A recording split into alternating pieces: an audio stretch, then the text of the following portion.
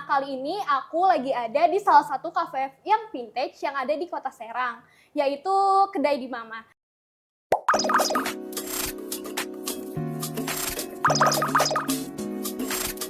Perkenalkan, nama aku Ayang, dan ini suamiku bernama Ardi. Oke, kita berdua di sini itu lagi jualan kopi ya, dan makanan-makanan jadul lainnya yang bernama Kedai di Mama. Cafe ini tuh konsepnya vintage banget nih. Sebenarnya ide usahanya tuh dari mana sih, Kak? Dari dia.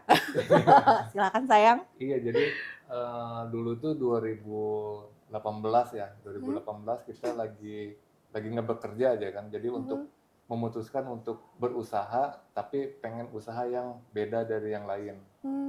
Nah, tercetuslah ini Kedai di Mama ini. Kita mulai 10 April 2018. Salah sayang, 12 April. 12 April. Lupa ya. Kalau dulu berarti tempatnya tuh ada di sini atau di mana, Kak? Kita awal usaha itu di 2018, awalnya kita di Pandeglang. Jadi tahun 2022 akhir kita baru pindah ke Serang, baru setelah itu sampai saat ini. Jadi ini tahun keempat kami di Serang, dan ini tahun kedua di kedai ini. Pertama kali pindah ke Serang kita pernah di Pontier berapa lama? Hampir 4 bulan. 4 bulan kita di Pontier, dan setelah itu kami kan sebenarnya soulnya ini dari event to event. Seneng banget tuh ngikutin event-event yang ada di Banten, khususnya Serang dan Pandeglang. Nah, singkat cerita dari event to event ini, pada saat kami di Pontier, selesai di Pontier, kita ikutanlah salah satu event besar yang diadakan oleh HIPMI pada saat itu, Rakernas di AIS BSD tahun 2023, dan alhamdulillahnya kopi kami direview sama Bapak Jokowi pada saat itu. Keren. Ada fotonya di belakang, bisa dilihat. Itu. Oh iya. Alhamdulillah itu, sampai pada akhirnya kita ketemu lagi jodoh tempat di daerah Dalung, di Dalung 2023, 1 tahun, masuk 2024 ya waktu itu. 2025 sampai tahun ini sekarang ada di Jalan Sayabulu nomor 17 ini. Terus tadi kan aku masuk juga ngeliat nih furniture-nya tuh kayaknya bersejarah. Ada nggak sih, Kak, sebenarnya cerita dari dibalik ini semua?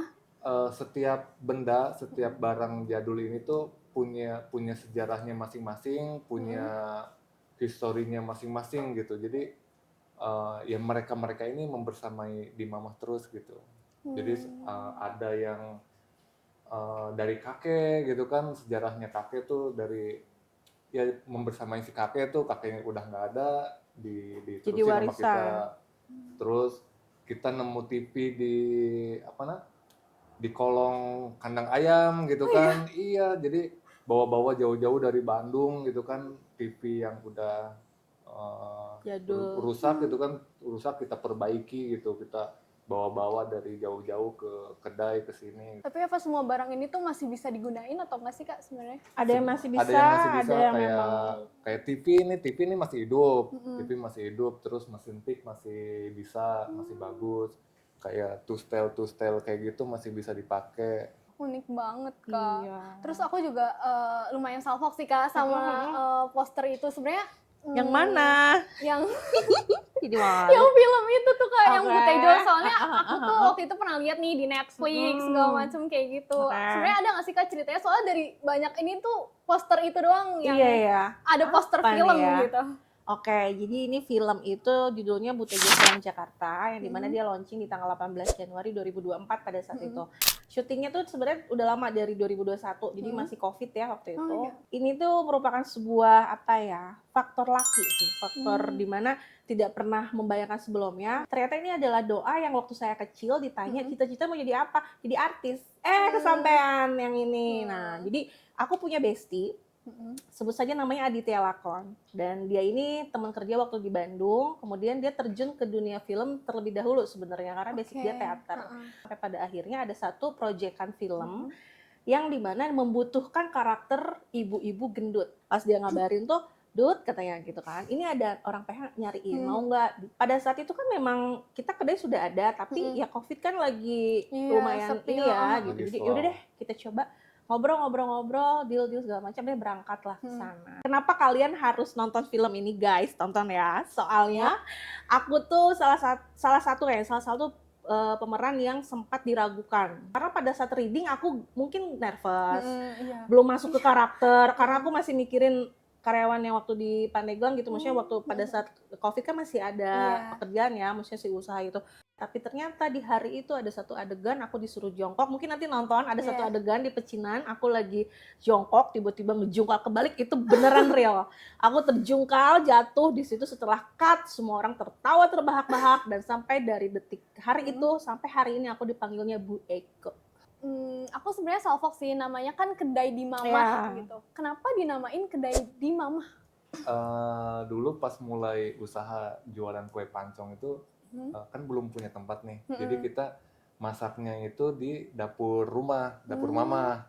Jadi setiap nanya garam, setiap nanya bahan baku, setiap nanya apa-apa itu pasti nanyanya ke mama gitu kan.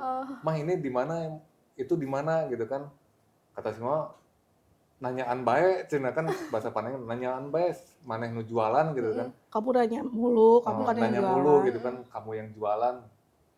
Kata saya di otak, kayaknya dikasih nama di mama unik juga nih gitu kan, asik juga nih ya kan. Dan pas ditelusuri filosofinya gitu kan, pada dasarnya ya perpustakaan di dalam rumah itu ya mama sendiri gitu, ibu ya kan. Iya betul.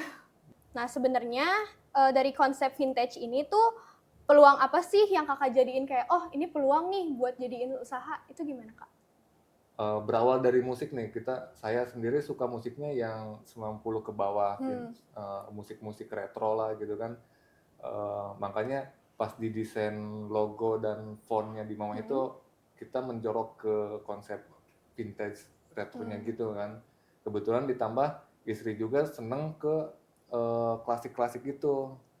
Akhirnya ya udah nih, ini fundamental sih di Mama, emang identitasnya ya vintage gitu. Selama bangun usaha pastinya ada tantangan kan ya kak yang kakak jalanin selama ngebangun usaha ini. Kalau dari kakak sendiri tantangannya tuh apa sih kak, dan cara ngatasinnya tuh gimana? Sepertinya kalau tantangan itu menurut aku ya, yaitu adalah diri kita sendiri yang pertama. Kayak karena ini usaha kami berdua, maksudnya suami istri, kemudian kita menjadi partner bisnis, bahkan tantangannya itu terjadi ketika misal perbedaan visi misi itu pasti ada aja. Kemudian setelah itu terkadang kita juga terkendala dengan support system ketika menemukan karyawan atau orang yang kerja bareng sama kita.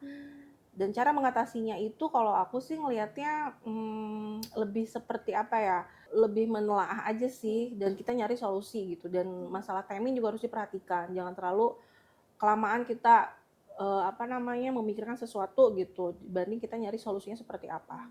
Nah dari semua proses yang udah kakak laluin tuh kakak udah ngerasa kayak kayaknya udah terbayarkan nih yang udah dijalanin dari kemarin, udah atau belum kak?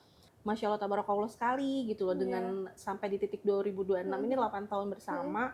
Karena usaha di Mama dengan pernikahanku kan sama, jadi usaha tuh 12 April, nikahku tuh 7 Oktober di 2018 pada saat itu. Jadi terucap rasa syukur yang dimana jujur spill sedikit, 2025 tuh menurut kami lumayan dar-der-dor. Sampai akhirnya menginjak tahun 2026 terlewati, meskipun mungkin PR belum semua selesai gitu ya. Jadi ada rasa kayak sampai nih di angka 8. Jadi kalau ditanya sudah terbayarkan nggak? Pada saat momen itu aku merasa ada sisi terbayarkan gitu dengan jerih payah dan segala macam. Tapi kita nggak pernah berhenti mau belajar terus. Karena benar kata Mas Ardi, lebih susah mempertahankan dibanding meraih itu sendiri. Sekarang tuh kan banyak anak muda yang pengen banget nih ngebangun usaha baru. Nah menurut kakak sendiri nih, hal pertama apa yang paling penting untuk disiapin sama mereka? Apakah mental, modal, atau keberanian dulu nih? At least berani dulu deh mulai gitu. Kalau menurut kakak gimana? Kalau menurut saya sih mental dulu. Mental, karena punya modal tapi nggak punya mental, ya sama aja bohong gitu kan. Terus punya mental tapi harus punya modal gitu. Tetapi minimal kalau kita punya mental, ada kok usaha yang nggak harus punya modal gitu kan. Apalagi sekarang mah zamannya AI gitu kan, tinggal minta tolong sama AI, tolong editin desain ini gitu kan, nanti kita tinggal jual desain, mereka order, DP langsung kita kerjain kan, puterin terus uangnya gitu kan, itu kan bisa jadi usaha juga gitu kan. Menurut aku nyambungnya tuh ke karakter. Ada yang ketemu namanya passion ya, atau sesuatu keinginan besar kalian ingin memiliki goals apa gitu. Salah satunya sih itu yang menurut aku cukup harus digali. Oh ya, lanjut ya Kak. Aku juga ada game nih, biar lebih seru. Aku tuh mau main games mitos atau fakta ya Kak. Mitos atau fakta, kalau usahanya sepi, berarti usahanya gagal. Mitos. Mitos ya, mitos gitu. Karena? Ya karena belum rezeki. Karena semua usaha itu milik Allah. Mitos atau fakta, bangun bisnis sendiri lebih capek daripada kerja kantoran. Kayaknya mitos deh. Karena menurut aku semua pekerjaan tuh capek. iya. Gak bisa ngebedain lu tuh usaha lu enak, lu Iya. kerjaan udah enak per bulan jelas enggak. Menurut aku semua itu takarannya ada, semua capek, tapi kalau kamunya lillahi ta'ala, insya Allah ridho Allah berkah, barokah, manjalita, jaya. Mitos atau fakta, mental dan konsistensi lebih penting daripada modal besar. Kalau itu fakta sih Kalau kayaknya. itu fakta. Karena Ya mental ya harus nomor satu. ya, karena Mental kadang harus gini, nomor satu. ketika lo nggak kuat, lo nggak siap, ketika usaha lo lagi sepi, lagi turun, terus tiba-tiba ya udahlah kayaknya gua Iya. enggak, nah Kan itu nggak mungkin tutup lah gitu Iya kan. kan? Iya. Nah, justru di situ mentalnya diuji. Iya. Mitos atau fakta, bisnis bareng pasangan itu lebih susah dibanding bisnis sendiri. Kalau aku sih fakta kayaknya. Karena kalau tidak bersinergi, ya tidak satu frekuensi. Iya. Nah, berhubung alhamdulillahnya kami satu frekuensi, pertama mempunyai passion yang sama di bidang dagang, usaha kuliner F&B, kemudian kita punya kesukaan yang sama di klasik jadul vintage-nya ini. Mitos atau fakta, media sosial jadi faktor paling penting dalam bisnis kafe sekarang. Fakta. Fakta. Kalau itu fakta karena emang udah zamannya ya, digitalisasi ya. Jadi ya emang harus main di media sosial gitu. Iya. Ngikutin eranya terus. Karena kan memang ada juga yang namanya iklan dari mulut ke mulut juga cepat biasanya. Tapi dengan adanya sosial media kita sangat terbantu dari lebih luas di Indonesia, di luar Indonesia, bahkan kita di Serang, temanku di Bali, di Bandung bisa lihat jadi itu kan pada dari tahu, sosial media. Jadi begitu sangat fakta sekali sepertinya. Oke, nah seru banget nih ngobrolnya tentang perjalanan kedai di Mamah ini. Mungkin dari kakak-kakak ada pesan untuk orang-orang yang mau memulai usaha baru. Nah, mungkin dari pengalaman aja ya. Pengalaman itu yang pertama, buat teman-teman yang mau memulai usaha, itu alangkah lebih baik yang pertama itu diadakannya yang namanya 5W1H. Yeah. Kalian tuh harus tahu kalian mau jualannya apa, di mana, atau dengan siapa, bahkan bagaimana cara, dan itulah gitu. Konsep itu yang memang aku junjung juga selama ini. Kemudian adanya referensi, observasi, survei itu penting. Kemudian pada saat kalian mengumpulkan modalnya dari mana nih? Kan berbagai macam cara dapat didapat.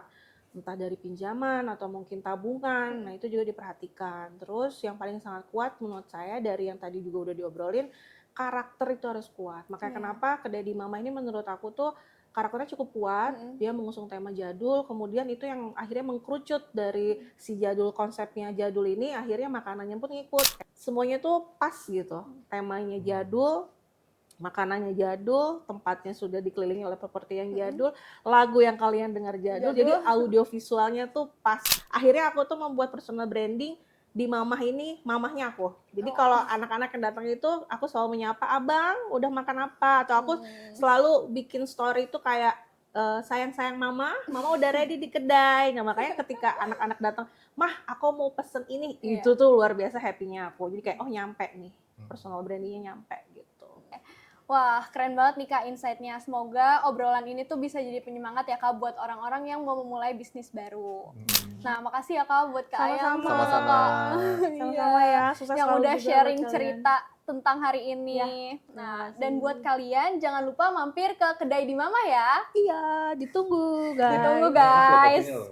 Kopi lokal kita. Oke, see you guys di Overtalk selanjutnya. Dadah.